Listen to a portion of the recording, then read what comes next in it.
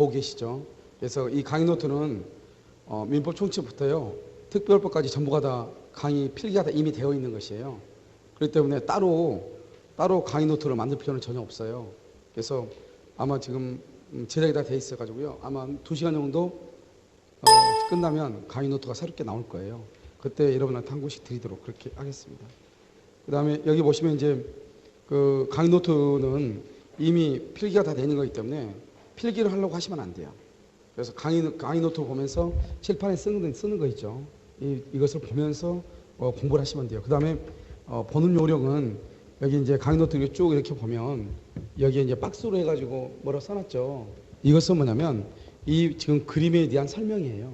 그림에 대한 설명. 그러니까 아마 제가 강의하는 내용하고 여기 그림에 나와 있는 내용하고 거의 비슷할 거예요. 그 다음에 이제 이 강의 노트는 약 한 280페이지 정도 되거든요. 그런데 여러분들이 만약에 가지고 있는 공인중개 사용 기본서 있잖아요. 그 기본서에 어느 기본서보다도 자세하게 나와 있을 거예요. 그래서 이것은 조문하고 그 다음에 이론하고 판례가 전부가 다 정리가 되어 있는 그런 강의 노트예요. 그래서 여러분들이 나중에 말레 돼가지고 이 노트만 봐도 모든 문제가 다 풀릴 거예요. 그렇게 되어 있으니까요. 이렇게 보시면 되고 그 다음에 이제 민법 총칙이라고 해가지고 여러분 지금 강의 안 되어 있죠. 강의 안을 잠깐 보시면 그 민법 총칙 강의 안 보면 어떻게 되어 있냐면 지금 2페이지 한번 봐보세요. 2페이지 한번 봐보면 거기 법률 관계라고 해서 법률 관계의 내용이라고 되어 있고 밑에 그 박스로 되어 있죠. 그 박스 안에 보면 뭐가 되냐 문제가 다 들어가 있죠. 그래서 우리는 이제 공부를 할 때는 어떻게 공부하냐면 제가 이제 공부 방법은 잘 얘기하지 않아요. 왜냐하면 공부 방법이라고 하는 것은 나중에 여러분들이 모든 선생님들이 다 얘기하니까 저까지 얘기할 필요는 없잖아요. 그런데 여기서 이제 공부 방법에서 중요한 것은 뭐냐면 지금 여기에 나와 있는 것처럼 이론만 공부해서는 안 돼요. 그래서 이론하고 여기 보면 문제하고를 같이 공부를 해야 되거든요. 이론과 문제를. 그래서 이 이론과 문제가 같이 연결이 돼야지 우리가 이제 법을 이해할 수 있는 것이지 이론을 11월부터 만약에 내년요 6월 말까지요 이론만 공부하면 8개월이잖아요. 8개월 공부하고 나서 나중에 문제풀이를 하려고 하면 이론하고 문제풀이의 접목이 안 돼요. 그 다음에 또 공부라고 하는 것은 이론을 공부를 하잖아요. 이론을 공부하면 어떻게 되냐? 그것을 문제를 풀어봐야지 이 배웠던 이론을 어떻게 내가 공부를 해야 되는가 이걸 알게 되는 거예요. 그 다음에 문제를 풀어봐야지 뭐가 되냐? 이론을 구체적으로 그 다음에 자세하게 우리가 들여다볼 수 있는 것이에요. 그래서 문제하고 이론은 어떻게 하냐? 항상 같이 풀어야 돼요. 그렇죠? 그래서 나중에 여러분 이제 그 강의 끝나고 나서 전체적으로 학원의 커리큘럼이라는 것을 설명할 때 얘기를 하겠지만 우리가 이제 학원에서 이제 11월부터 일단 내년 8월까지요. 8월 말까지 지금 11월부터 8월 말까지 민법에 대해서만 얘기를 하면은 일단 어떻게 하면 오전반 수요일 날이요. 수요일 날 오전반 있죠. 수요일 날 오전반하고 여기 야간반 있잖아요. 야간반은 정규 강의로 가요. 그래서 수요일 날은 뭐부터 시작하냐면 민법 총칙부터 시작을 할 거예요. 민법 총칙. 그다음에 두 번째는요. 우리가 이제 이번 주는 수요일 날을 강의하지 않는데요. 다음 주부터는 오전 강의 끝나고 식사하고 오후에 한 2시간 정도 할 거예요. 그것은 뭐냐면 채권법을 강의할 거예요. 채권법. 이 채권법도 기출지문집인데요. 이 기출지문은 12에서부터요. 여기 26회, 올해까지죠. 올해 시험 범위까지 나와 있는 기출지문집을요. 지금 거의 다 이제 정리는 다 돼 있거든요. 그래서 이것을 법조문 책의 순서대로 만들어 놨거든요. 그래서 기출지문집을 가지고 강의를 할 거예요. 그래서 이 기출지문집, 올해 같은 26개 시험 같은 경우는 이 기출문제 지문집만 보면은 몇 점 나오냐? 적어도 97.5는 나오죠. 아무리 안 돼도요. 그래서 우리가 기출지문에서 기문만 보면 무조건 가서 합격이에요. 그래서 여기는 채권법부터 시작을 할 거예요. 그래서 이 처음부터요. 무리하게 나가는 것이 아니고 서서히 해가지고 채권법, 그 다음에 물권법, 민법 총칙 이런 식으로 해가지고 전체를 완전히 끝낼 거예요. 그럼 기출문제 지문집을 강의해 놓으면 여러분들이 뭐를 할 수 있냐면 집에서 나중에 진도별로 이걸 2번, 3번 보다 보면 당연히요 문제풀이가 쉽게 될 거예요. 무슨 말인지 알겠죠? 그래서 여기는 기출문제인데 12에서부터 26회 그러면 문제가 어마어마한 문제예요. 한 600에서 700문제 정도가 돼요. 그러니까 이 문제를 풀다 보면 자연스럽게 합격할 수밖에 없는 것이에요. 됐죠? 그 다음에 이제 세 번째는요. 오늘 이제 오후에 강의 노트가 나올 거예요. 그래서 강의 노트는 이것은 뭐냐면 4개월 강의를 한 것을 강의 노트로 만들어 놓은 거거든요. 그러니까 우리가 보통 이제 강의를 하다 보면 30강, 보통 이제 민법 같은 건 30강 정도로 강의하잖아요. 그런데 이것은 몇 강이 되면 약간 60강 정도 되는 강의거든요. 그 강의를 완벽하게 해가지고 여기는 그냥 이론하고 그 다음에 조문하고 판례가 완전히 집대성된 것이에요. 이것은 강의 노트가. 그래서 페이지 수는 약 한 300페이지 가까이 돼요. 그래서 이 강의 노트를 가지고 토요일 있죠?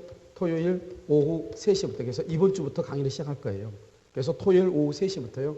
토요일이 이러면 공시법이 1시에 끝날지 2시에 끝날지 모르겠는데 만약에 1시에 끝난다 그러면 1시간 있다가 식사하고 2시부터 강의를 하고요. 만약에 2시에 끝난다 그럼 아무튼 식사하고 1시간 있다 무조건 할 거예요. 무슨 말인지 아시겠죠? 그래서 이것은요, 무슨 법부터 시작하냐? 이것은 물권법부터 시작할 거예요. 물권법. 그래서 2차로 공부하신 분들은 여기 토요일 날 강의를 꼭 들으셔야 될 거예요. 왜냐하면 물권하고 채권을 따로 들어야지 나중에 공시법을 쉽게 공부를 할 수 있거든요. 그래서 강의 노트만 가지고 이것은 할 거예요. 그래서 이 강의 노트가 약 한 300페이지 정도 되기 때문에요. 이론하고 조문하고 판례가 완벽하게 정리가 다 되어 있는 거거든요. 그래서 여러분들이 나중에 이제 7월달, 8월달에 문제풀이를 하잖아요. 그 문제풀이 할 때는 이 강의 노트 하나만 가지고 문제풀이를 해도 기본서를 전혀 보지 않아도 돼요. 그 정도가 되면 여러분들이 이제 뭐가 되냐면 어느 정도 실력이 올라오거든요. 그럴 때는 강의 노트 하나만 봐도 여러분들이 모든 문제풀이 강의나 판례 강의나 조문 강의를 다 해결할 수 있어요. 아시겠죠? 그래서 이것을요, 지금 이제 이번 달에요, 이번 주 토요일부터 시작을 할 거예요. 그래서 이런 보면 수요일은 정규 강의니까 민법 총칙하고 그 다음에 물권법, 그 다음에 채권법 이런 순서로 강의를 하고요. 그 다음에 여기 수요일 날 여러분요, 수요일 날 오후 여기서 수요일은 2시에 끝나면은요, 이번 주는 안 해요. 알죠? 설명회 있어가지고 3시부터 5시까지요. 2시간씩을 정해서 문제풀이 하기 때문에요. 채권법 이론을 설명을 하고 그에 관한 지문을 계속해서 풀이할 거예요. 그래서 이것은 일부 학생은 외부 학생들은 강의를 들을 수가 없어요. 그렇죠? 이것은 우리 학생들만 하는 것이 왜냐하면 이 기출지문집을 딱 풀어버리면 여러분들이 나중에 3, 4월 정도가 딱 되면은 웬만한 모의고사는 전부가 다 해결이 될 거예요. 아시겠죠? 그래서 단기간 안에 여러분들이 민법을 일단 완성을 시키고 그 다음에 뭐를 해야 되냐면 학계론하고 공법하고 집중을 해야 되잖아요. 그런데 공인중개사 시험에서 가장 문제가 뭐냐면 민법이거든요. 민법이 전체 공부 양의 딱 반이에요. 이 나머지 과목 전부 다, 5과목 전부 다 하고 민법하고 똑같은 거예요. 양이요. 그러니까 이 민법을 가지고 1년 내내 허덕이잖아요. 그러니까 이러한 시스템을 가지고 이것을 적어도 4월 달 안에 끝내려고 그래요. 그래서 여러분요, 특히 여기 할 때 강의를 안 빠졌으면 좋겠어요. 무슨 말이겠지? 이건 왜냐면 문제풀이를 하기 때문에요. 문제를 그때그때 보는 거잖아요. 그래서 여기 강의는 일단 이론 강의 조금 해놓지만 나머지요, 채권법 정도는 외부 수강생들도 듣게끔 카페에 올릴 예정이에요. 근데 채권법 이후부터는 카페라든가 모든 거 있어요. 우리 수강생들만 듣도록. 그 다음에 외부에서 받은 게 동영상 듣는 학생들 있죠? 그 동영상 듣는 학생들만 듣도록 그렇게 할 예정이에요. 알겠죠?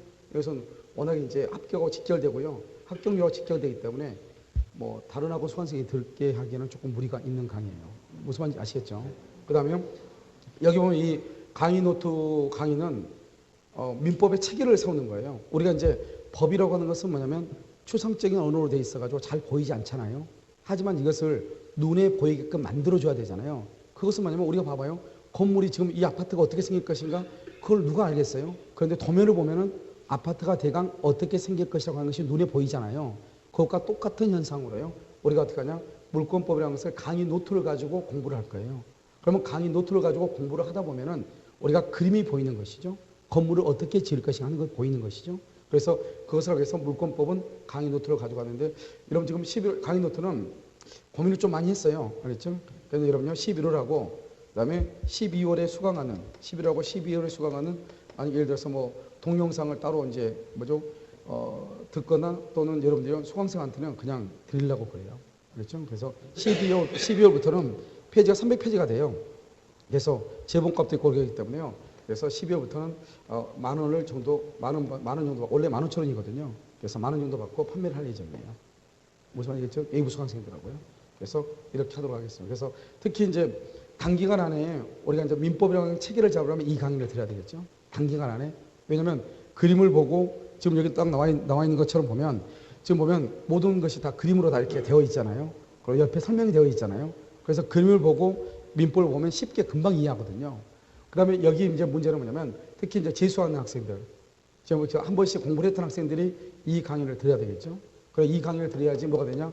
문제를 빨리 풀어야죠. 그래서 한 번씩 이제 공부를 하셨던 분들이 가장 큰 단점이고 장점이 뭐냐면 장점은 제 강의를 쉽게 알아들을 수 있다는 거죠. 한번 공부를 했으니까. 단점은 뭐냐면 공부를 한번 했다고 해가지고 시간을 너무 딜레이, 1월달이나 3월달이나 5월달에 오거든요. 그런 경우는 공부가 이미 늦죠. 그래서 여러분 보면 알겠지만 국가고시 시험에서요. 재수생하고 그 뭐죠? 우리가 처음으로 듣는 학생들 중에서 이렇게 보면 항상 한 번도 공부하신 분들이 공부는 편하게 하죠. 그런데 그냥 편하게만 공부하니까 나중에 실력이 오르지 않는 거예요. 그러니까 우리가 한 번 공부했던 분들은 공부하려면 반드시 뭐를 처음부터 해야 되냐? 문제풀이를 처음부터 해야 돼요.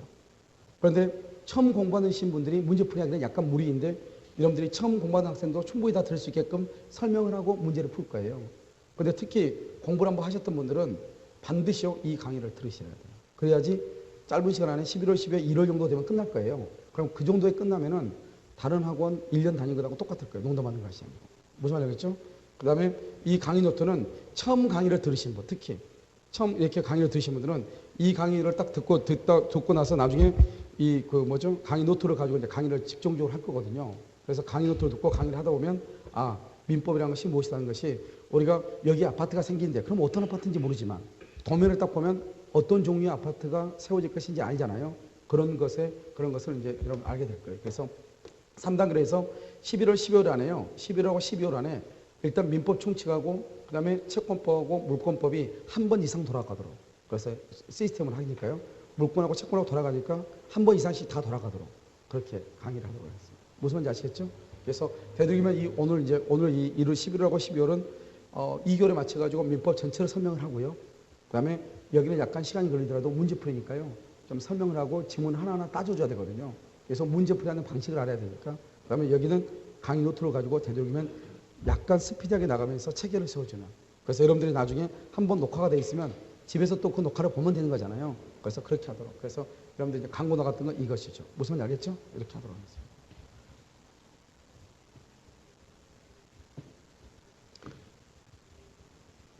그래서 여러분들 이제 주변에서 아직 공부를 시작을 해가지고 지금 어떻게 뭐 있거나 그러신 분들은 뭐 다른 강의 정규 강의 뭐 끊어서 듣지 않더라도 수요일 같은데 문제풀이 있죠. 그런 경우에는 와가지고 들었으면 좋겠어요. 무슨 말이겠죠? 그래서 와가지고 그냥 뭐 돈 학원 수강하라는 말이 아니니까 집에 있는 것보다는 잠깐 2시간 와가지고 듣고 감을 익히는 것이 한번 공부를 하셨던 분들한테는 중요하지 않을까 이런 생각이 들어요. 자, 여러분요. 지금 이제 보면 그 강의 노트는요, 2페이지를 펴셔요. 2페이지 보면 그림을 제가요, 강의하는 그대로 그림이 그대로 그려져 있을 거예요. 그래서 여러분 너무 신경 쓰지 마시고 먼저 무조건 강의만 들으시면 돼요. 여기 한번 보셔요. 우리가 이제 민법이라고 해서 전부 다 설명을 하는데요. 민법이라고 하는 것은 뭐냐? 이렇게 갑이라고 하는 사람을 뭐라고 하냐면 매도인이다 이렇게 얘기해요. 이 매도인이라는 것은 집을 파는 사람이다 이런 말이죠. 그 다음에 이 의리라고 하는 사람을 뭐라고 하냐? 매수인이다 이렇게 얘기하죠. 집을 사는 사람이다 이렇게. 그러면 갑이 을한테요 1억 원에 사라고 뭐라 하냐? 청약을 하죠. 이 청약을 뭐라고 하냐? 의사표시라고 얘기하는 것이고 의리한 사람이 1억 원에 사겠다고 승낙을 하죠. 이 승낙을 뭐라고 하냐면 의사표시다 이렇게 얘기해요.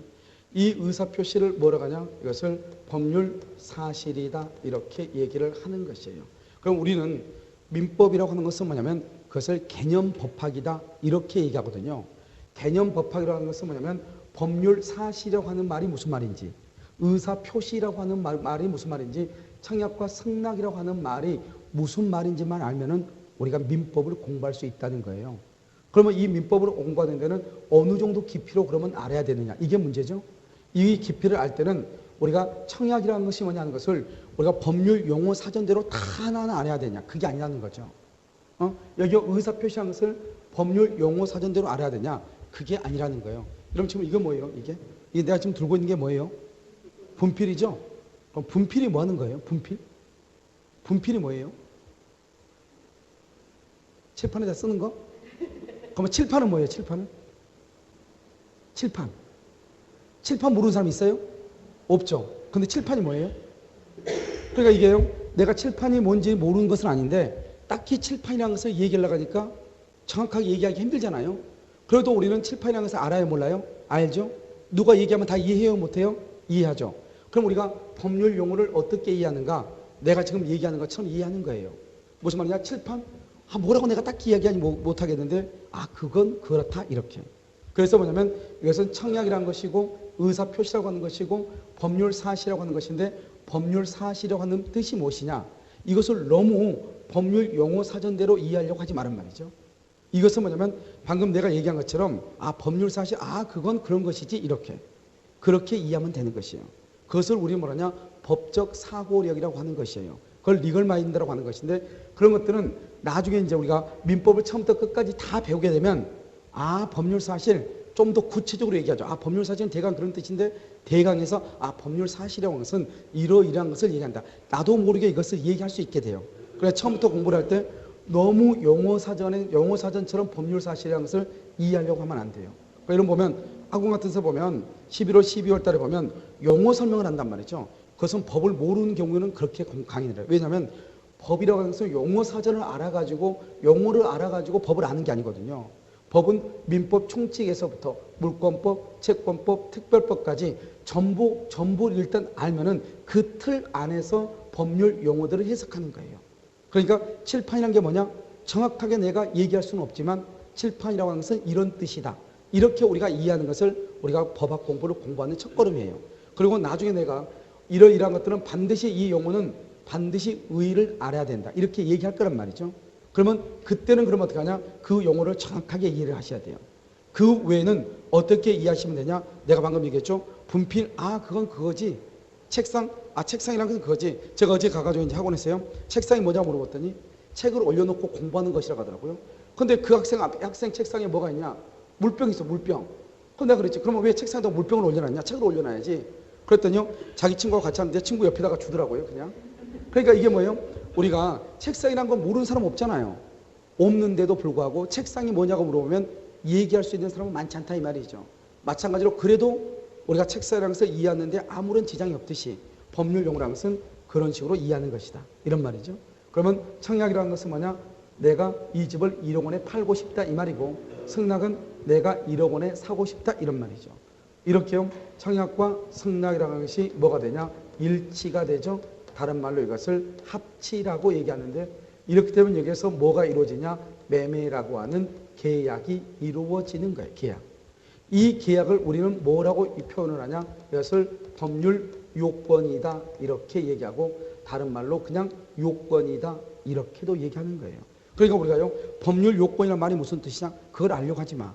법률 요건이라는 것은 계약을 체결하는 것을 법률 요건이다. 한번 볼까요? 여러분들이 학원에 오셔가지고 내가 강의를 듣고 싶다고 얘기했죠? 그것을 청약이라고 얘기한단 말이죠. 그런데 여기에서 학원에서 오케이라고 얘기했죠? 그것을 승낙이라고 얘기한단 말이죠. 그러면 청약과 승낙이 일치가 있죠? 그러면 이것을 뭐라고 한다? 매매라고 하는 계약이다. 이런 말이죠. 그러면 이러한 계약을 뭐라고 한다? 그것을 법률 요건이라고 얘기하는 거예요. 이 법률 요건을 뭐라고 하냐? 이것을 원인행위다. 이렇게 얘기해. 원인이다. 이렇게 얘기해. 그럼 원인이 있으면 항상 뭐가 있어요? 결과가 있죠. 원인이 있으면 우리가 이것을 결과라고 얘기하는 거잖아요. 그 결과를 뭐라고 얘기하냐? 법률 효과라고 얘기하는 거예요. 그냥 이것을 효과 이렇게도 얘기를 해요. 그러면 법률 효과는 매매로 가는 계약이 이루어지다 보니까 갑은 을에게 등기를 해줄 의무가 생기는 것이고 을은 갑한테 대금을 지급할 의무가 생기는 것이죠. 그래서 갑과 을이 청약과 승낙에 의해서 계약을 체결하다 보니까 이렇게 의무가 생기는 것이에요. 그 다음에 갑은 을한테 등기를 해줄 의무만 있는 것이 아니잖아요. 또 뭐도 있다? 이 사람이 등기를 해주면 을한테 뭐를 받아야 돼요? 대금을 받아야 되겠죠. 그래서 대금을 청구할 수 있는 권리가 있다 이런 말이고요. 그 다음에 이 사람은요. 대금을 줬죠. 대금을 줬으면 갑이라고 하는 사람한테 뭐를 받아와야 돼요? 등기를 받아와야 되겠죠. 우린 이것을 뭐라고 한다? 등기를 청구할 수 있는 청구권이다 이렇게 표현을 하는 거예요. 그래서 이 청구권을 뭐라 하냐? 일단 여러분요. 이것을 권리라고 얘기를 해요. 청구권. 그래서 권리라고 하는 것은 내용에 따라서 분류하기도 하고 권리라고 하는 것은 그것은 효력에 따라서 분류하기도 한단 말이죠. 그런데 그 효력에 따라서 권리를 분류하면은 청구권이다. 그 다음에 지배권이다, 그 다음에 형성권이다, 항변권이다 이렇게 분류를 하는데 그런 분류는 중요한 것이 아니니까요. 일단 청구권이라고 하는 말은 권리다 이렇게 이해하시면 돼요. 그럼 다시 여기서 한번 봐봐요. 우리 뭐냐면 갑이 의뢰한 사람한테 매도인이죠. 뭘 한다? 청약을 하죠. 내 집을 1억 원에 사라. 그것을 뭐라 한다? 청약이라고 얘기하고, 을이 내가 너 집을 1억 원에 사겠다. 그것을 뭐라 한다?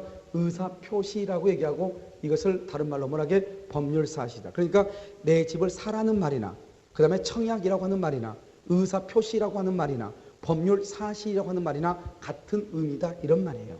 그래서 법학을 공부할 때는 같은 용어를 반복적으로 쓰잖아요. 앞에서 갑이 을에게 청약의 의사표시를 했다 그러면 바로 밑에 가가지고는 법률사실로서 이렇게 또 써. 우선 알겠죠? 그러니까 먼저 이제 공부를 할 때 같은 의미라고 하는 것을 알면서 이것을 공부를 해야 되는데, 이걸 모르면서 책을 읽으면 책은 읽고 뭔가 법률 용어를 들은 것은 들었는데 암기가 안 되죠. 알겠죠? 왜요? 무슨 말인지 모르니까요. 그래서 여러분 보면 청약이란 말과 의사표시라고 하는 말과 법률사실이라고 하는 말은 같은 뜻이다 이런 말이죠. 아시겠죠? 그러면 이렇게 청약과 승낙에서 합의가 있으면 계약이 되고, 이 계약을 뭐라 한다? 법률 요건이라고 하고, 법률 요건을 원인이다 이렇게 얘기하고, 원인이 있으면 당연히 뭐가 나온다? 결과가 나오고, 결과를 뭐라 한다? 법률 효과라고 얘기하는 것이에요. 그래서 그 법률 효과에서는 갑은 을한테 등기를 해줄 의무가 있는 동시에 대금을 청구할 권리가 있고, 을은 갑한테 대금을 지급할 의무가 있는 동시에 등기를 청구할 권리가 있다 이런 말이죠. 그래서 이것을 우리 뭐라냐? 의무가 있으면 뭐가 있고 권리가 있고, 권리가 있으면 뭐가 있다? 의무가 있다 이렇게 얘기하죠. 이것을 다른 말로 뭐라고 얘기하냐? 권리 의무 관계라고 얘기하는 것이에요. 다른 말로 권리가 있으면 의무가 있다. 이것을 다르게 뭐라고 표현하냐? 권리와 의무가 서로 대응한다 이렇게 얘기해요. 서로 대응한다는 말이 무슨 말이다? 그러면 동전의 앞면과 뒷면하고 똑같다 이 말이죠. 권리가 있으면 뭐가 있고 의무가 있다 이런 말이죠. 그런데 여러분 봐봐요. 권리가 있으면 의무가 있고 의무가 있으면 권리가 있는데요. 우리는 권리를 주장하기를 좋아해요? 의무를 주장하기를 좋아해요? 우리는 보통 봐. 여러분 이 집이 지금 1억짜리잖아요. 그러면 의뢰하고 한 사람이 오늘 계약을 했잖아요. 1억이니까 계약을 할 때 얼마에 계약을 했겠죠? 1,000만 원 주고 계약을 했겠죠? 그럼 아직 을은 갑한테 줄 돈이 얼마가 남아있어요? 9천만 원이 남아있죠? 9천만 원이 남아있음에도 불구하고 을은 집에 와가지고 뭐라고 그래? 집에 와가지고 가족들 다 모아놓고, 아빠는 지금 오늘 계약을 했는데 아파트를 계약했는데 9천만 원 줄 돈이 아직도 남아있다 이렇게 얘기해요. 앞뒤 다 자르고 아빠 오늘 집 샀다고 얘기해? 집 샀다고 얘기하죠? 그것을 뭐라냐? 이 사람은 분명히 아직도 9천만 원 줄 돈이 남아있잖아요. 그럼에도 불구하고 나는 집을 샀다고 얘기를 해. 그것을 우리는 뭐라냐? 그것을 권리와 의무 중에서 우리는 무엇을 주장하기를 더 좋아한다? 권리를 주장하기를 좋아한다. 우리는 이것을 권리 관계다 이렇게 얘기를 하는 것이에요. 권리 관계다 이렇게. 이런 권리 관계로 이루어진 법을 우리는 뭐라 한다? 그것을 법률 관계라고 얘기하는 것이에요. 그래서 여기 봐봐요. 이런 첫 페이지 이런 책에 보면 뭐라고 되어 있죠? 법률 관계라고 되어 있나요? 기본서. 오늘 기본서 보면 법률 관계라고 되어 있죠? 그러면 법률 관계란 말은 얼마나 어려운 말이에요. 법률 관계는 법에 의해서 규율되는 생활관계 이렇게 되어 있단 말이죠. 그러면 법에 의해서 규율되는 생활관계, 우리가 그럼 그렇게 암기를 해야 될 것인가? 그럴 필요가 전혀 없다 이 말이죠. 왜요? 이 법률 관계란 말은 시험에 나오는 것은 아니기 때문에 법률 관계란 말은 이런 말이야 이렇게 이해하면 된다고 그랬죠? 그러면 어떻게 이해하면 되냐? 법률 관계라는 것은 권리 관계이고, 권리는 권리와 의무의 줄임말이다 이 말이죠. 그럼 여기에서 이제 법률 관계하고 구별이 되는 것을 뭐라고 표현하냐? 인간 관계라고 얘기하는 거예요. 그럼 항상 여러분요, 우리가 이제 공부를 할 때 비교라고 하는 말을 쓸 때 조심해야 된단 말이죠. 비교는 법률 관계하고 인간 관계는 뭐다? 정반대다 이런 말이잖아요. 그럼 여기서 이제 봐요. 여기서 이제 우리가 뭐를 잠깐 보냐면 권리라고 하는 것을 잠깐 이해를 해야 돼. 권리. 이런 권리라는 것을 이해를 해야, 여기 보면 권리라는 것을 이해해야 법률 관계하고 권리 의무 관계하고 인간 관계를 다 알 수가 있죠. 그러면 여기서 권리라고 하는 것은 뭐냐? 자기 자신의 이익을 법에 의해서 법률상 주장할 수 있는 힘이다 이런 말이죠. 그래서 자기 자신의 이익을 법에 의해서 주장할 수 있는 힘, 이것을 권리라고 그래. 그러니까 권리라는 것은 법에 의해서 주장할 수 있는 것을 얘기하는 것이지 내 멋대로 주장하는 것을 얘기하는 것이 아니단 말이죠. 그럼 여기에서 그럼 법이라고 하는 것은 뭐냐? 이것은 우리가 알 수가 없죠. 왜냐하면 우리나라에는 거의 한 2, 3만 개의 법이 있거든요. 그 모든 법을 얘기하는 거예요. 그러면 우리가 이것을 그러면 권리라고 하는 것을 그러면 이렇게 이해를 해야 되는가? 이러면 그건 절대로 아니에요. 권리라고 하는 것은 어떻게 이해하느냐? 이렇게 얘기해요. 만약에 여러분요, 갑이라는 사람이 의리한 사람한테 와가지고 상담을 하죠. 나 오늘 이런 일을 당했다고.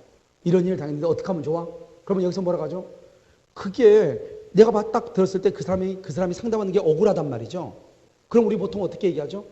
그래? 그러면 이렇게 하면 돼. 하면서 쭉 자기 일을 설명을 해주죠. 뭐라고 설명해 준다? 가가지고 경찰서에 가봐라. 그 다음에 검찰에 한번 가봐라. 법원에 소송을 제기해봐라. 변호사한테 가봐라. 내가 아는 법무사한테 한번 가봐라. 이렇게 얘기하죠. 그러면 그 사람은 지금 뭐가 있다는 거? 이익이 있다 이 말이죠. 뭐를요? 법에 의해서 주장할 수 있는 뭐가 있다? 이익이 있다. 그 사람은 뭐가 있다? 권리가 있다 이 말이에요. 그러니까 우리가 지금 2015년을 살아가는 우리 정도의 수준에 있어요. 세상을 바라봤을 때 누군가가 나한테 상담을 했을 때 내가 그 내용에 대해서는 잘 알지 못하지만 그런데 내가 딱 들어봤을 때 그건 너무 억울한 것 같아요. 알겠죠? 그러면 우리가 뭐라 한다? 변호사한테 가봐라. 이렇게 얘기하죠? 그러면 그 사람은 뭐가 있다? 권리가 있다 이 말이에요. 그런데 우리는 권리라고 하는 것을 너무 법률적인 용어대로 이해를 하려고 하면 힘들죠. 권리는 그 정도만 이해하면 되는 것이에요. 알겠죠? 그러면 만약에 권리가 아닌 것은요. 법에 의해서 주장할 수 있다 없다? 없다. 그럼 우리 뭐라 하냐? 이렇게 얘기하죠. 아빠하고 아들이 있는데요. 아빠하고 아들이 오늘 볼링을 치러 가기로 했거든요. 그런데 아빠가요. 6시에 만나서 가기로 했는데 아빠가 회사에 이렇게 바쁜 일이 있어가지고 밤 12시에 들어오면서 볼링을 치러 가지 못했다 이 말이죠. 그러면요. 아들은 아빠한테요. 볼링을 치러 가지 못한 거에 대해서 아빠가 의무를 불이행했잖아요. 그 불이행을 이유로 아들은 아빠한테 손해배상을 청구할 권리가 법률상 이익이 있어요 없어요? 있다 없다? 아니 아빠하고 아들하고요 볼링 치기로 약속했는데 아빠가 약속을 어겼다고 해가지고 아들이 아빠한테 손해배상을 청구할 수 있다 없다? 없다. 그것을 뭐가 없다? 권리가 없다. 권리가 없는 것을 뭐라 하냐? 그것을 인간관계라고 얘기하는 거예요. 그러니까 우리가 법률관계와 인간관계는 아주 간단해요. 인간관계라고 하는 것은 법에 의해서 주장할 수 없는 것을 얘기해요. 이런 만약에요. 아침에 여러분이 출근하는데 아내가요 남편한테요 아침밥이라도 해줘야 되잖아요. 그런데 나는 아침에 출근하려고 하는데 여전히 아내는 잠을 자고 있고 밥을 안 해준단 말이죠. 그래서 남편이 아내를 상대로 너는 아내로서 여자로서의 도리를 잘 못했으니까 손해배상을 해라. 청구할 수 있다 없다? 있으면 법률관계예요. 없으면 무슨 관계예요? 인간관계예요. 그래서 여러분 봐봐. 인간관계란 말하고 법률관계라고 하는 말은 간단한 거예요. 권리와 의무가 있느냐. 그래서 내가 무슨 말을 들었을 때 친구가 나한테 상담을 하잖아요. 그런데 내가 그 말을 듣죠. 딱 들었을 때 어떤 감이 딱 오느냐. 그건 안 될 것 같아. 그럼 딱 우리 뭐라 하죠? 야, 너 짱구냐? 너 바보냐? 이렇게 얘기하죠. 야, 그것도 몰라? 그건 너가 그러면 손해지. 이런 말 하죠. 그 사람은 뭐가 없다? 이익이 없다. 다른 말로 뭐가 없다? 권리가 없다 이 말이고. 무슨 말을 딱 들었을 때 나는 잘 모르겠지만 이건 억울한 것 같아. 이건 경찰서 가면 될 것 같아. 법원에 소송을 제기하면 될 것 같아. 그 사람은 뭐가 있다? 이익이 있다. 뭐가 있다? 권리가 있다. 무슨 관계가 아니다? 인간관계가 아니다. 이런 말이에요. 지금 이해됐나요? 알겠죠? 그래서 우리가 먼저 법률관계라는 것을 알려면 권리라고 하는 것을 어느 정도 감각적으로 권리라고 하는 것을 이해를 해야 되겠죠? 그러면 이렇게 법률관계로 이루어진 법을 뭐라고 하냐? 이것을 우리는 실체법이라고 얘기하는 거예요. 또 우리가 지금 오늘 첫 시간에요. 여러 가지 용어가 나오죠. 이런 보면 보통 이제 11월하고 12월은 공부를 학생들이요. 너무 심하게 공부하면 다 도망간다 해서 설렁설렁 하거든요. 그건 필요 없어요. 어차피 여러분요. 공부를 시작하러 오셨고 어차피 합격을 하는 것이 목적이잖아요. 그런데 돈 비싸게 내놓고 11월, 12월이요. 적당히 공부하면 안 되는 거잖아요. 그래서 제가 얘기해서 선생님들한테요. OX 지문부터 달라고. 알겠죠? 그래서 내가 문자를 다 보낸 거예요. 왜냐하면 그것을 가지고 공부를 11월, 12월 달에부터 문제를 풀면서 공부를 해야지 학생들이 긴장하면서 1년을 쭉 가죠. 그리고 되도록이면 5월 달 안에 전 과목이 어느 정도 점수가 나와야지 스트레스 쌓이지 않고 공부하는데 이게 5월달 안까지 정리가 안 되면 나중에 그것이 바로 문제풀이 들어가요. 문제풀이 바로 들어가면 아무것도 못해요. 그다음부터 민법을 정리할 시간도 없고 다른 과목을 정리할 시간이 없단 말이죠. 그래서 여러분 기초강의인데 아마 정부에서 처음으로 우리가요 OX를 할 거예요. 알겠죠? 그러니까 좀 힘들어도 되도록이면 그 OX를 그날 배웠던 것을 그날 좀 풀어보고 암기하고 이렇게 노력하면은 나중에 이거 내공이 쌓이면요 한 4, 5월 달 되면 충분히 다 되지 않을까 이런 생각이 들어요. 그래서 이게 실체라고 하는 말을 이해하려고 하지 마. 실체가 뭐냐? 그럼 그것은 뭐다? 법률 관계로부터 나오는 것이죠. 그럼 법률 관계는 뭐다? 권리로부터 나오는 거죠. 권리는 뭐다? 방금 얘기했죠? 뭐에 의해서 주장한다? 법으로 주장한다. 법 그럼 뭐냐? 너무 어려우니까 그렇게 이해하지 말고 경찰서, 검찰, 법원 이렇게 이해하면 되죠. 그래서 그것을 우리는 권리라고 하고 권리를 뭐라고 한다? 법률 관계라고 하고 법률 관계로 되어 있는 것 우리는 것을 무슨 법이다? 실체법이다. 그래서 우리 민법은 어디까지가 민법이냐? 여기까지가 민법이에요. 웃기죠? 민법은 모든 것을 다 해결하는 것이 아니에요. 민법은 이렇게 권리와 의무가 발생하는 데까지만 민법이에요. 그럼 어떻게 하냐? 그러면 이 사람이요 등기 청구권이 있고 등기를 해줄 의무만 있으면 어떻게 해요? 갑이 을한테 등기를 넘겨줘야 될 거 아니에요? 그 등기를 넘겨주는 것은 민법에 의해서 하는 게 아니에요. 그것은 부동산 등기법에 의해서 해요. 그것이 여러분요 토요일날 공시법 선생님 와가지고 강의한단 말이죠. 그 공시법 부동산 등기법에 의해서 갑에서 을 앞으로 등기가 넘어가는 거예요. 이해되셨나요? 그것을 우리는 뭐라고 하냐? 그것을 절차법이라고 얘기를 해요. 그래서 절차법이라고 하는 것은 뭐냐? 강의 노트에 자세히 나와 있죠? 절차법이라고 하는 것은 뭐를 절차법이라고 하는 것이다? 우리가 보면 권리가 있죠? 권리를 실현시켜주고 의무의 이행을 하는 것, 강제하는 것. 그래서 여러분요, 거기 보면 맨 밑에 그 박스에 있죠? 2페이지 맨 밑에 강의 노트 박스에 있죠? 그 박스에 보면 뭐라고 돼있어? 실체법, 그 다음에 맨 끝에 그 당구장 표시에서 절차법 있죠? 실체 관계에 의해서 발생한 권리를 뭐 해준다? 실현시켜준다 이 말이죠. 그렇게 되어 있나요? 그럼 봐봐. 여기 봐봐. 여기 한번 봐봐요. 지금 의뢰하고 하는 사람이 등기 청구권이라고 하는 권리를 가지고 있죠. 이 사람 등기 청구권 가지고 있으면 뭐해? 권리 가지고 있으면 뭐냐고. 그 등기 청구권에 의해서 내 앞으로 뭐를 가져와야 돼? 등기를 가져와야 될 거 아니에요? 등기를 가져와야 되겠죠? 그 등기를 가져오는 것, 그것을 뭐란다? 권리를 실현시켜준다 이렇게 얘기해요. 뭐한다? 권리를 실현시켜준다 이 말이죠. 권리를 실현시켜준다. 무슨 말인지 아시겠죠? 그래서 이것을 절차법이라고 그래요. 그래서 이 등기의 권리를 실현시켜주는 것을 뭐라고 하냐? 부동산 무슨 법이라고 한다? 등기법이라고 얘기하는 거예요. 그 다음에 봐요. 이 사람은요. 등기를 가져오는 대신에 대금을 지급할 뭐가 있어? 의무가 있죠. 그러면 이 사람은 대금을 지급을 해야 되는데요. 등기는 가져오고 대금은 지급하지 않아. 그러면 누가 손해가 되죠? 갑이 손해가 되죠? 그러면 갑은 어떻게 돼요? 가만히 있어? 그러면 안 되죠? 민법은 여기까지만 민법이니까 더 이상은 민법이 아니거든요. 그러면 어떻게 해야 되냐? 이제는 민법이 아니고 무슨 법에 의해서? 절차법에 의해서. 그래서 어떻게 하냐? 갑은 을이라고 하는 사람한테 법원에 소송을 제기해 우린 것을 뭐라고 하냐? 민사소송법이라고 하는 법에 의해서 소송을 제기하죠. 소송을 제기해가지고 어떻게 하는 것이냐? 갑은 을한테 판결문을 받아와가지고 이 사람의 의무를 이행하지 않으니까 의무의 이행을 강제시키죠. 만약에 의무를 이행하지 않으면 그럼 어떻게 하냐? 그럼 어떻게 돼? 의무를 이행하지 않죠? 그러면 갑은 을을 상대로 이 판결문을 받아가지고 을의 다른 땅이나 산이나 건물이 있으면 그것을 경매를 시켜가지고 돈을 받아오는 거죠. 그래서 절차법이라고 하는 것은 뭐냐? 발생한 권리를 실현시켜주고 부동산 등기법. 의무를 이행하지 않으면 그 의무를 이행할 수 있도록 강제력을 행사하는 것. 우리 이것을 말한다. 민사소송법이라고 얘기하죠. 이것을 우리는 뭐라고 한다? 절차법이다. 이렇게 얘기하는 거예요. 이 정도만 이해하시면 돼요. 그러니까 여러분 봐봐. 절차법이라고 하는 것은 이런 것이다. 우리 민법에 의해서 발생한 권리를 실현시켜주고 민법에 의해서 발생한 의무의 이행을 뭐하고 강제하는 것. 우리 이것을 뭐라고 한다? 절차법이고 그럼 민법은 뭐다? 권리와 의무가 발생하는 것. 거기까지만 뭐라고 한다? 우리 민법으로서 뭐라고 한다? 실체법이라고 얘기하는 것이에요. 됐죠? 자 그러면 여기서 이제 다시 한번 봐요. 우리 여러분요. 방금 내가 권리는 뭐가 권리라고 그랬죠? 권리는 자기 자신의 이익을 뭐에 의해서? 법에 의해서 뭐 할 수 있다? 주장할 수 있는 힘이다. 이걸 우리는 권리라고 얘기했잖아요. 알겠죠? 저기요? 죄송한데 저기 자료 있는데 저쪽에 강의 노트 저기 옆에요. 지금 강의 노트 안 가져오셨죠? 네, 저기 있는데 가져오세요. 자, 그다음에요. 자, 이제 여기를 한번 보시면 우리가 이제 여러분 강의 노트는 몇 페이지를 표시하면 강의 노트는요 3페이지를 한번 보셔요. 3페이지 한 장을 더 넘겨봐요.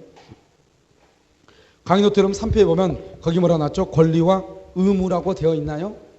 그럼 권리와 의무라고 되어 있어요? 3페이지요? 되어 있죠? 거기 보면 그 그림을 한번 봐요. 보면 여러분 봐. 우리가 방금 뭘 봤죠? 법률 관계라고 하는 것을 배웠죠? 법률 관계는 뭐로 되어 있다? 권리 관계로 되어 있죠? 권리 관계는 뭐로 되어 있다? 권리와 뭐가 돼서 의무라고 되어 있죠? 이 권리와 의무에서 의무를 이행하지 않으면 우리는 그것을 뭐라고 얘기한다? 의무 불이행이다 이렇게 얘기하고 의무를 불이행하면 여기서 뭘 한다? 손해를 배상한다 이런 말이죠. 그래서 손해배상 이렇게 이것을 이제 지금 우리가 법률 관계라고 했죠. 법률 관계는 권리죠. 저기 보면 권리죠. 이것은 권리와 의무죠. 그런데 의무를 이행하지 않죠. 그러면 의무 불이행이죠. 의무 불이행이면 손해배상을 청구하죠. 자, 그 다음에 여기요. 이 권리는 어떻게 했냐? 우리 법에서 권리라는 것은 먼저 재산권이 있어요.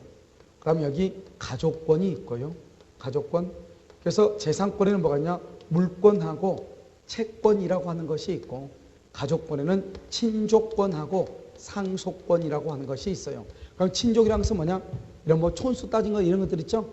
혼인하고 이런 것들을 친족이라고 하고 상속이라고 하는 것은 말을 알죠? 그래서 이 가족권에 관한 것은 우리의 시험 범위가 아니에요. 우리는 부동산 중개업자죠.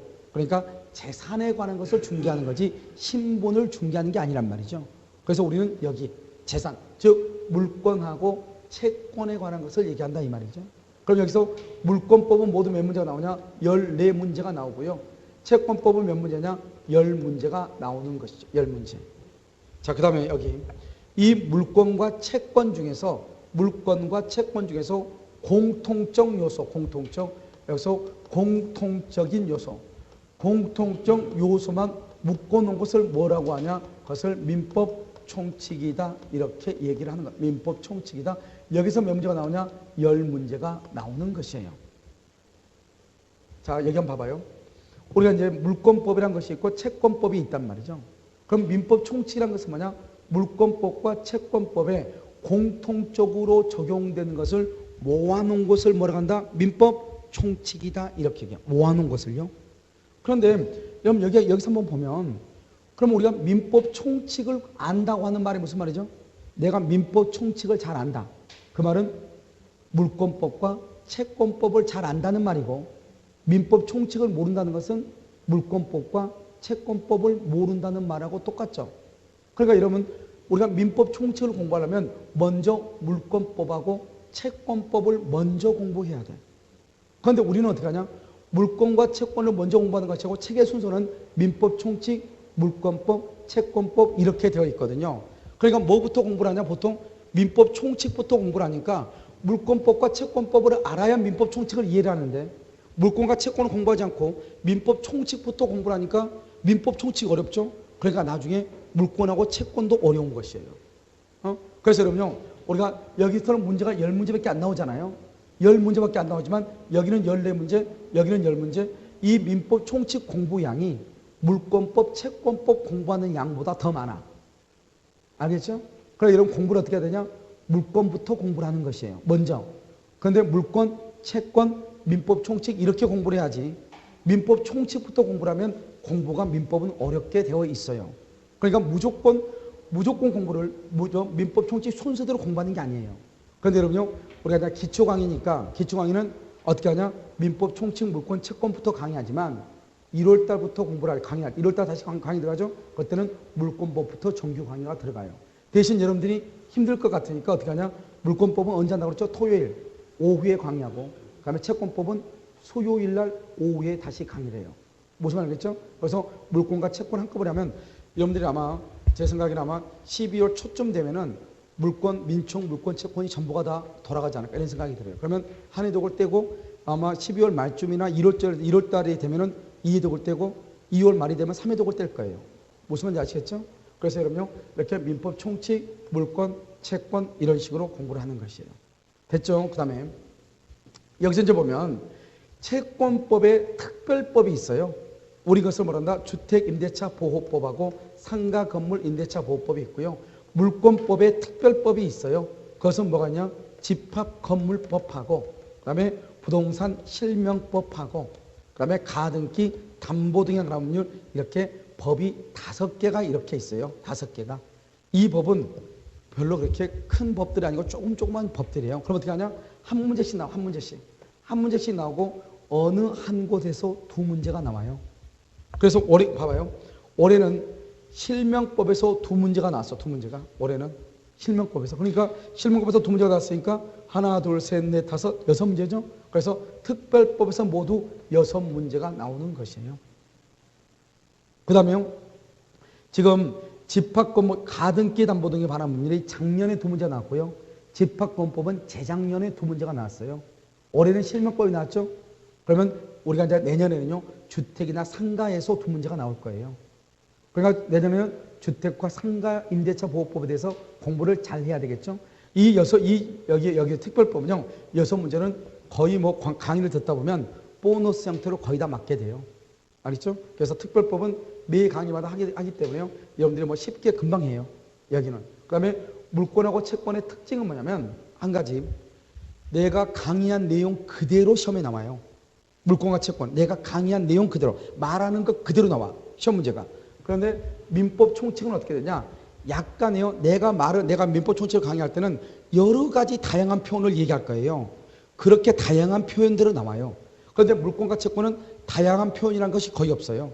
그래서 내가 얘기를 하고 나서 끝이 O다 X다. 그렇다면 중간에 무슨 말을 바꾼다. 이것만 딱 알면은 무조건 그렇게 나와요. 알았죠? 더 이상은 없어. 그런데 민법 총칙은 표현력이 다양해요. 그럼 내가 그 다양한 것을 다 얘기할 거예요. 그러니까 처음에는 듣기에 좀 버거울 수 있는데 조금 듣다 보면은 이런 식으로 강의가 되고 이런 식으로 문제가 나오고 이렇게 해서 기본서를 읽으면 되겠구나 하는 것을 터득하게 돼요. 금방. 알았죠? 그러니까 절대 어렵거나 그렇게 느껴지진 않아요. 그래서 모두에서 몇 문제가 나오냐?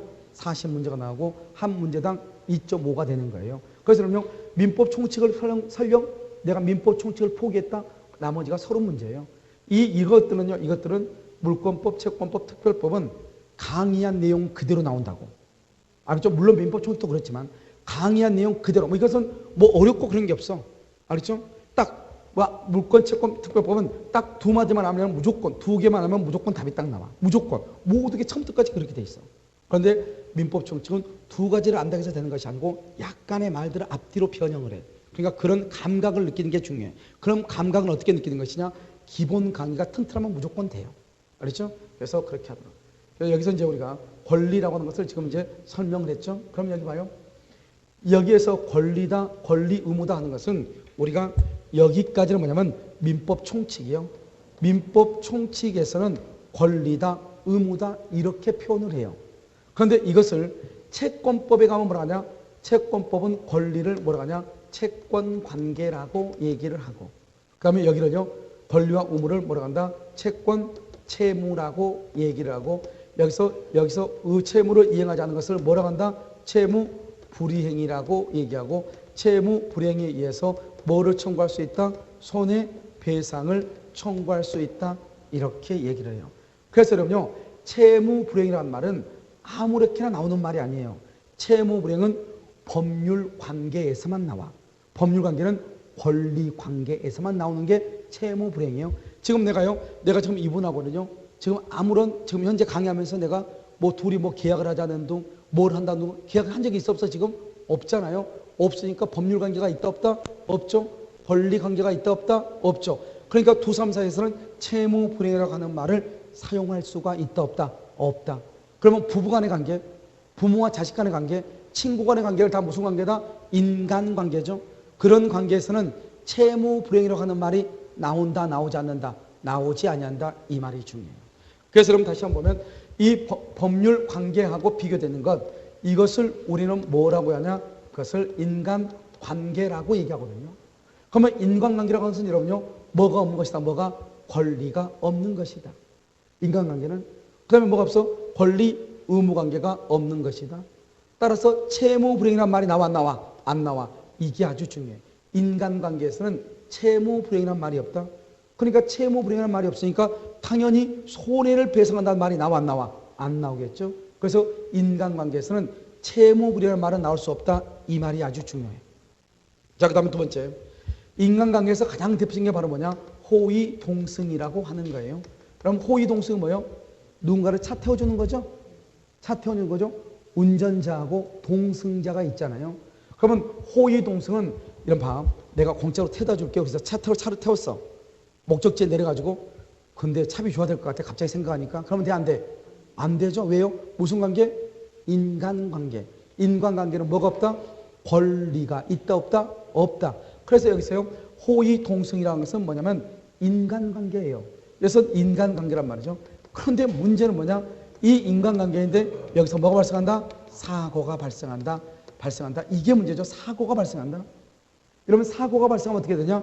여기서 뭐가 나오냐? 치료비라고 하는 문제가 발생하잖아요. 치료비. 그럼 치료비를 누가 부담할 것인가? 이게 문제가 된단 말이죠. 그러면 치료비를 부담한다? 이게 바로 뭐냐? 손해를 배상한다. 이런 말인데 이 손해를 배상하는 이유가 뭐라 하냐? 이것을 불법행위라고 얘기하는 거예요. 불법행위요. 그러니까 우리가 원래는 호의동승은 원칙은 인간관계이지만 예외적으로 뭐를 하면 예외적으로 뭐가 발생해? 사고가 발생하면은 여기 치료비를 청구할 수 있죠. 손해배상 뭐가 있다? 청구권이 있죠. 청구권을 뭐라 한다? 권리라고 한다. 권리를 뭐라 한다? 무슨 관계다? 법률 관계라고 얘기한다 이 말이죠. 그럼 우리 민법이라는 것은 하나하나 따져가면 돼. 아주 간단하니까. 알겠죠? 그래서 여러분 보면 우리가 호의동승이다. 그것은 인간관계이다. 원칙적으로. 그런데 사고가 발생한다. 그러면 치료비를 청구를 해야 된다. 우린 그것을 뭐란다? 손해배상 청구권이 발생한다. 청구권은 권리라고 얘기한다. 권리관계를 무슨 관계로 한다? 법률관계다. 그래서 인간관계가 무슨 관계로 바뀔 수 있다? 법률관계로 바뀔 수 있다. 이런 말이죠. 여기서 또 한 가지 중요한 것은 그러면 손해배상이라고 하는 것을 여기서 감경할 수가 있는가? 당연히 감경할 수가 없어요. 무슨 말이냐? 갑이라고 하는 사람이 의뢰한 사람을 호의로 동승해서 차를 태워주다가 잘못해서 전봇대에 들이받아서 사고가 발생했잖아요. 그러면 이 사람은 공짜로 차를 탔으니까 손해배상을 좀 깎을 수도 있을 것 같잖아요. 판례가 손해배상액을 감경할 수가 없다 이 말이죠. 판례가. 그러면 여러분 어떻게 하냐? 감경할 수가 없는데 그러면 언제 감경할 수 있냐? 우린 것을 신의칙이나 그 다음에 형평의 원칙, 신의칙이나 형평의 원칙에 의해서 감경할 수는 있다 이런 말이죠. 그럼 여기서 신의칙이나 형평의 원칙이라고 하는 것을 뭐라고 표현을 하느냐 이 말이죠. 신의칙이나 형평의 원칙이라는 것을 이렇게 표현을 해요. 판례가 두 가지를 했는데 첫 번째가 뭐냐면 갑하고 을하고 차를 타고 갔는데요. 갑하고 을하고요. 둘 다 음주, 술을 마신 거예요. 그런데 을이요. 갑이 술을 마신 사실을 알아. 그럼 음주운전한다는 사실을 알면서 바로 옆에 동승을 했어. 그런데 이 사람이요. 안전벨트도 매지 않고 잠을 잔 거예요. 그러다가 음주운전해서 부주의로 전봇대를 들이받은 거예요. 그러니까 이 사람은 술 취한 사람이 운전하는 차에 타고 가다가 사고가 발생했잖아요. 그래도 을은 갑한테요. 당연히 치료비를 청구할 수가 있는 거예요. 그러니까 무슨 관계다? 법률 관계죠. 그런데 치료비가 100만 원이 나온 거예요. 그러면 갑은 을한테 100만 원을 다 줘야 되는가? 다 줘야 된다. 감경하지 못한다 이 말이죠. 그런데 신의성실의 원칙이나 형평의 원칙에 비추어 봤을 때 감경할 수도 있다 이 말이죠. 그러면 이 말이 무슨 말이냐? 이 사람이 술 취한 사람의 차 옆에 동승을 했거든요. 그런데 이 사람이 자기도 술 마시고 운전자도 술을 마신 사실을 알면서도 동승을 했고 첫 번째. 두 번째는 안전벨트를 매지 않아가지고 사고가 더 커진 거예요. 이때 판례가 뭐라고 했냐? 30%의 손해배상액을 감경을 해주는 것이 형평에 맞다 이 말이죠. 그럼 여러분 생각을 해봐요. 음주운전한 사람을 음주운전한다는 사실을 알면서도 그 차에 동승하고 안전벨트도 매지 않았는데 우리는 손해배상을 확 깎아버릴 것 같잖아요. 그런데 몇 퍼센트만 깎어? 30%만 깎았잖아요. 내가 반대로 얘기하면 뭐예요? 만약에 내가 처음부터 멀쩡하게 음주하지 않고 정상적으로 운전하는 사람의 차를 탔다. 그래가지고 사고가 발생했다. 그러면 손해배상액을 깎을 수가 있다 없다? 없다. 그것을 알 수가 있는 것이죠. 알겠죠? 그래서 그럼요, 신의칙이라고 하는 것은 뭐냐? 신의칙이라는 것은 뭐를 얘기하냐? 신의 성실의 원칙이다. 신의 성실의 원칙, 이것을 줄여가지고 신의칙이다 이렇게 얘기하는데, 그럼 여기 신의칙이라는 것은 뭐냐면 이거예요. 우리가 권리의 행사와 권리의 행사, 그 다음에 의무의 이행, 의무의 이행은 어떻게 한다? 상대방의 이익을 뭐 한다? 고려해야 된다. 고려. 이것을 고려의 명제다 이렇게 얘기해요. 고려의 명제. 그럼 고려 그러니까 여러분요, 조선시대 이전에 고려인가? 그게 아니고 고려의 명제라고 하는 것은 뭐다?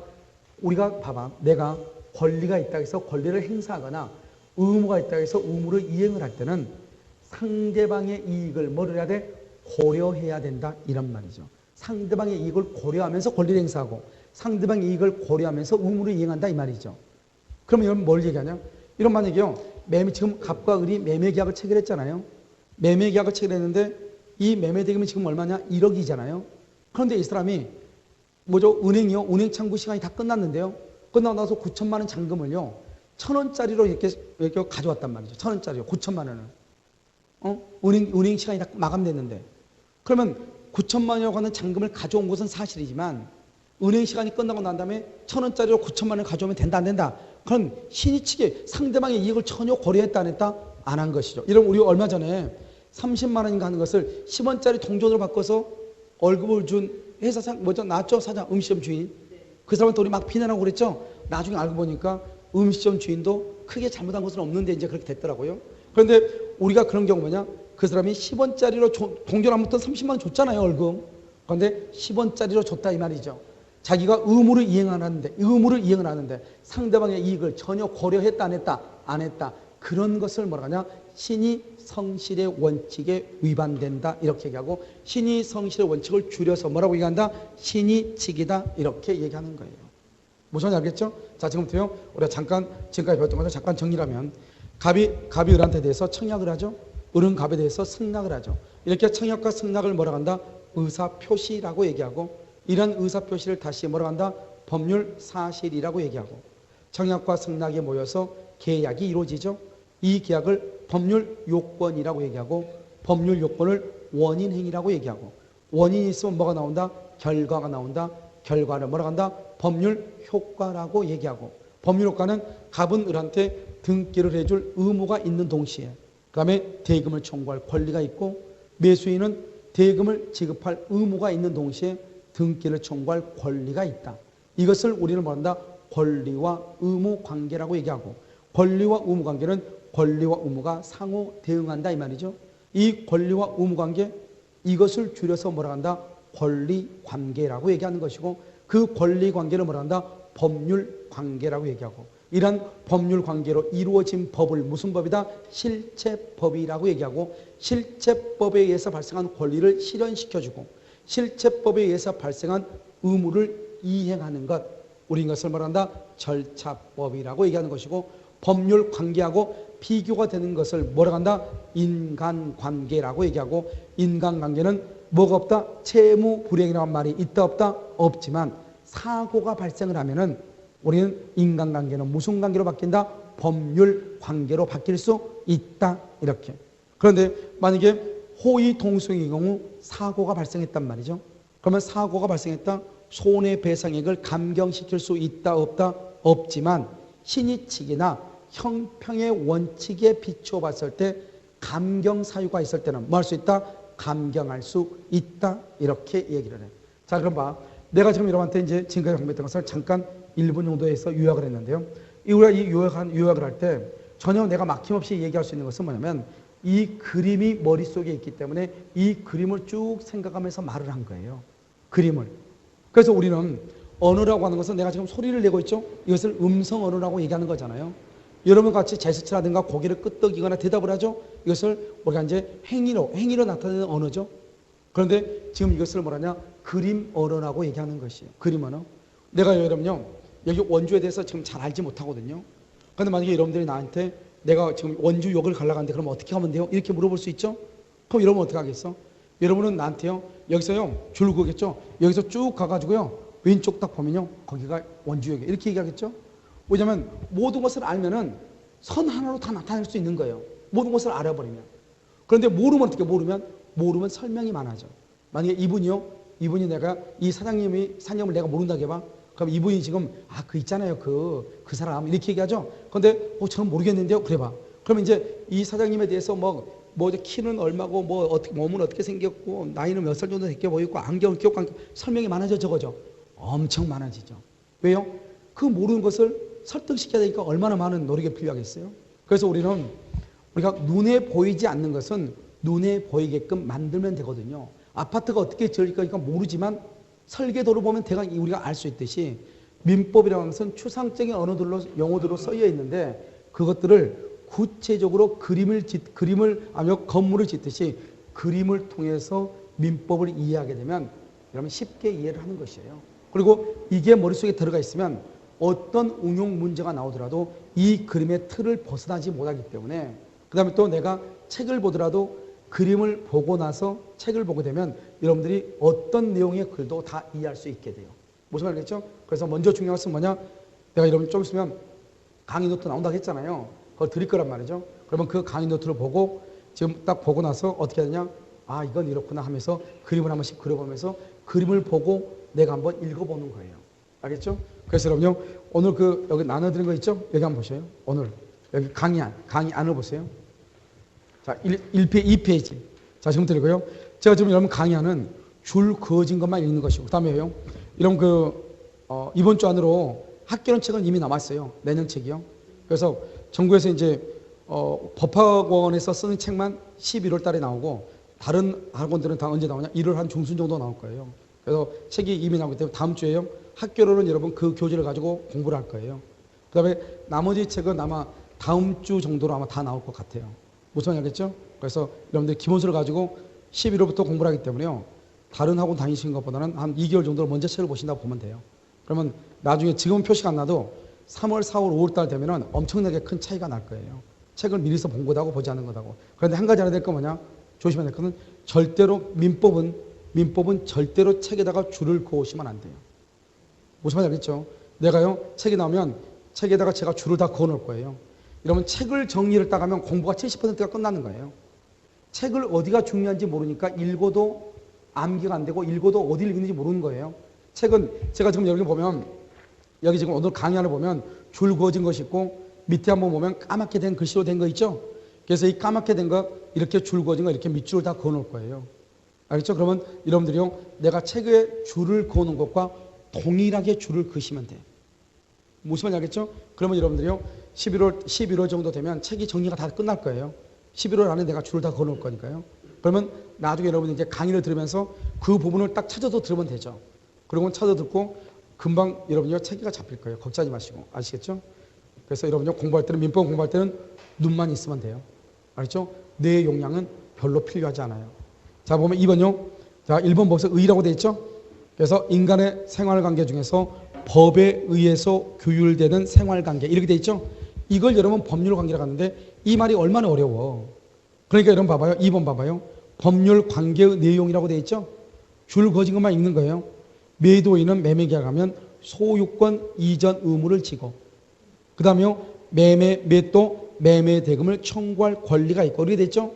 자, 첫 번째요. 매도인은 소유권 이전의 의무 동그라미 의무가 있고 매매 대금을 청구할 권리 동그라미. 그러니까 우리가 매매 계약을 하게 되면 의무와 권리가 생긴다 이런 말이죠. 이것을 우리는 뭐라 한다? 권리 의무 관계라고 얘기하고 여기 봐요. 여기 권리 의무 관계죠. 권리 의무 관계를 줄여서 뭐라 한다? 권리 관계죠. 권리 관계를 뭐라 한다? 법률 관계라고 얘기하잖아요. 그래서 거기에 뭐라고 나왔죠? 법률 관계를 뭐라고 표현한다? 권리 관계라고도 표현한다. 이렇게. 그렇게 되어 있죠. 그 다음 봐요. 우리는 그러면요, 권리가 있으면 의무가 있고 의무가 있으면 권리가 있는데 언제나 그러냐? 언제나 그런 것이 아니고 99% 그렇다 이 말이죠. 99%는 권리가 있으면 의무가 있고 의무가 있으면 뭐가 있다? 권리가 있다 이 말이죠. 그런데 여러분 보면 거기요, 나머지 1%는 어떻게 되느냐? 취소권, 해제권 등의 형성권처럼 뭐가 있다? 동그라미 권리만 있는 경우가 있고 바로 밑에요. 공고 의무처럼 동그라미 의무만 있는 경우도 있다 이 말이죠. 이것은 1%밖에 안 된다 이 말이죠. 전부는 뭐다? 권리가 있으면 뭐가 있고 의무가 있고 의무가 있으면 뭐가 있다? 권리가 있다 이런 말이죠. 자 밑에요. 행정고시에 나왔던 거 2004년도요. 문제를 한번 풀어보도록 그렇게 하겠습니다. 거기 보면 자 호의동수이라고 했죠. 여기 봐봐. 호의동수는 여러분 뭐요? 인간관계죠. 호의동수의 경우 차량의 운행자와 동승자 사이 관계는 무슨 관계가 아니라 채권 관계가 아니라 여기 한번 봐봐요. 우리가 보면 법률 관계는 권리 관계죠. 권리 관계를 다른 말로 채권 관계라고 하죠. 그러니까 법률 관계에서는 채권 관계라고 하는 말이 나오지만 인간 관계에서는 권리와 의무가 있다 없다? 없죠. 그래서 채권 관계란 말이 나와 안 나와? 안 나온다. 그래서 채권 관계가 아니라 이렇게 돼 있죠. 자, 그러면 2번은요. 호의 관계에서는 이행 청구권이나 채무 불이행으로 인한 손해배상 청구권이 있다 없다? 없다. 여기 한번 봐봐요. 채권 채무 관계가 인간 관계는 채권 채무 관계가 없잖아요. 그러니까 채무 불이행이란 말이 나와 안 나와? 안 나오죠. 손해배상 청구권이라고 하는 말이 나와 안 나와? 안 나온다. 이런 말이죠. 알겠죠? 그래서 나오지 아니한다. 이렇게. 그래서 채무 불이행으로 인한 손해배상 청구권이 발생하지 않는다. 3번은요. 호의 관계에서도 불법 행위로 인한 손해배상 청구권이 발생할 수 있다. 그렇게 되어 있나요? 왜요? 불법 행위 어떻게 발생했을 때? 사고가 발생해요. 사고가 발생하면 손해배상 청구권이 뭐죠? 권리죠? 권리가 발생한다? 그러면 이제는 인간관계가 아니고 무슨 관계다? 법률 관계다. 이런 말이에요. 그 다음에 4번은요. 호의 동승의 경우 동승자가 사고 차량에 단순히 호의로 동승했다고 해가지고 배상액 감경 사유로 삼을 수가 있다 없다? 없다. 원칙 다 써. 거기다가 원칙적으로 감경 사유로 삼을 수가 없다. 이런 말이죠. 그런데 여기 봐봐요. 뭐에 의해서 신의칙이나 형평의 원칙에 의해서 뭐 할 수 있다? 감경할 수 있다 없다? 있다. 그래서 거기 보면 뭐라 나와 있죠? 두 번째 줄 맨 끝에 불합리하다고 인정될 때는 5번의 두 번째 줄 끝에 신의칙에 의하여 이렇게 됐죠? 거기 신의칙에 써. 뭐라 쓰냐? 형평의 원칙 이렇게. 신의칙이나 형평의 원칙에 의해서 배상액을 뭐 할 수 있다? 감경할 수 있다. 이런 말이죠. 그래서 배상액을 감경할 수 있다. 이렇게 표현을 하는 거예요. 그럼 지금 이해되셨죠? 여기까지를 우리가 뭐라 하냐? 법률 관계라고 얘기하는 것이죠. 그래서 여러분 잠깐 이제 쉬었다가 여러분 어디를 볼 거냐면 거기 보면 3페이지 보면 강의 안에 3페이지 보면 여러분요 법률 행위라고 나와 있나요? 우리가 민법 총칙은요 10문제가 나온다고 그랬죠? 그런데 그 10문제가 어디서 나오냐? 법률 행위에서만 나와요. 법률 행위. 그래서 잠깐 쉬었다 여러분요 법률 행위를 보도록 그렇게 하겠습니다.